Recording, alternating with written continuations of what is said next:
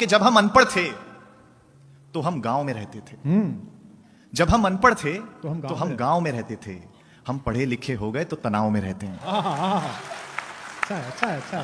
जब हम अनपढ़ थे तो हम गांव में तो रहते अंधेरे में रहते थे। बिजली नहीं होती थी उस वक्त, महसूस करिएगा अगली पंक्ति पर। जब हम अनपढ़ थे तो अंधेरे में रहते थे।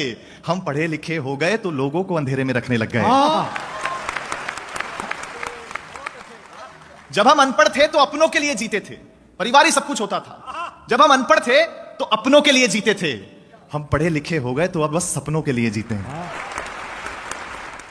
हम अनपढ़ थे तो रिश्तेदार होते थे। अगली पंक्ति पर अगर महसूस हो जाए कि मैंने कुछ अच्छी बात कह दी है तो आपकी तालियां मिले। जब हम अनपढ़ थे तो केवल रिश्तेदार होते थे। हम पढ़े लिखे हो गए तो अब रिश्तेदार भी दूर के हो गए। जब हम अनपढ़ थे तो पैसा घर के एक मुखिया के पास होता था और सब सुखी होते थे।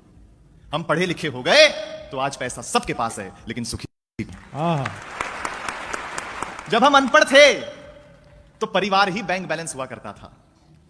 हम पढ़े लिखे हो गए तो बैंक बैलेंस के चक्कर में परिवार का बैलेंस ही खो गया। हाँ। देखिए, अनपढ़ों ने हमें दिया बहुत कुछ है, लिया कुछ भी नहीं है। आपका ध्यान चाहता हूं, अनपढ़ों ने हमें दिया बहुत कुछ है, लिया कुछ भी नहीं है। हम वो आखिरी पीढ़ी हैं साहब जिनकी माओ का सोशल मीडिया पे अकाउंट ही नहीं है। कितनी अच्छी बात है।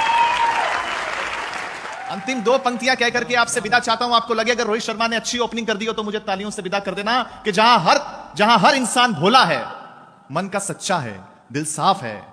जहां हर इंसान भोला है, मन का सच्चा है, ऐ शहर तुझसे तो मेरे अनपढ़ों का गांव ही अच्छा है। बहुत बहुत धन्यवाद।